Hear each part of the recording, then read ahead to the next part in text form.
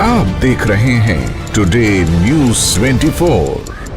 कौन आएगा पार्टी में और कौन नहीं, 400 से ज्यादा का टारगेट बीजेपी ने 2024 के लिए बनाया ये प्लान। नमस्कार, मैं हूं आपके साथ हिना और आप देखना शुरू कर चुके हैं today news 24। Bharatiya Janata party ने आगामी लोकसभा चुनाव में 543 लोकसभा सीटों में से 400 सीटें जीतने का बड़ा लक्ष्य रखा है।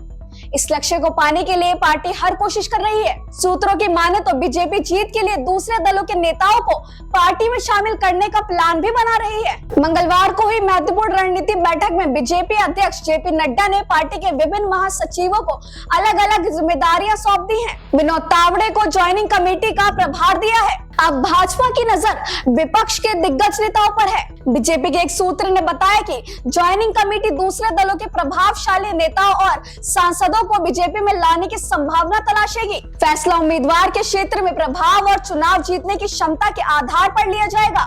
उन्होंने ये भी बताया कि पार्टी उन सीटों पर इस विकल्प पर विचार कर सकती है जहां उन्हें लगता है कि उनके पास जीतने वाले उम्मीदवार नहीं है। माना जा रहा है कि बीजेपी दूसरे दलों के नेताओं को अपने साथ मिलाकर अपनी ताकत बढ़ाना चाहती है, खासकर उन सीटों पर जहां पार्टी कमजोर है और जहां दूसरे दलों के किसी नेता को शामिल करने से जीत की संभावना बढ़ सकती है। बीजेपी ने आगामी लोकसभा चुनाव में 400 सीटें जीतने का लक्ष्य रखा है। इसके लिए पार्टी हर तरह से कोशिश कर रही है।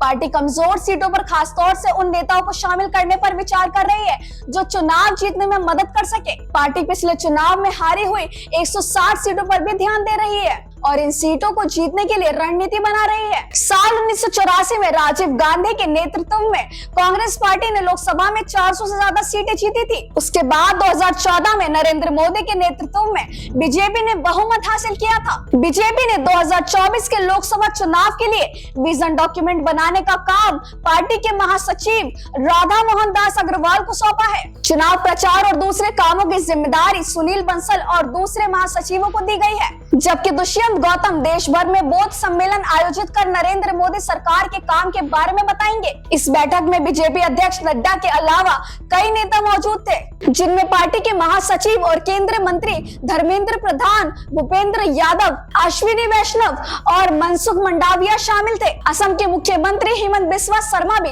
वीडियो कॉन्फ्रेंसिंग के जरिए बैठक में शामिल हुए। तो आपको क्या लगता है, क्या ये रणनीति भाजपा की किसी काम आ पाएगी? हमें कमेंट करके जरूर बताइएगा और हमारे चैनल टुडे न्यूज़ 24 को सब्सक्राइब करें और लाइक करना बिल्कुल ना भूलें।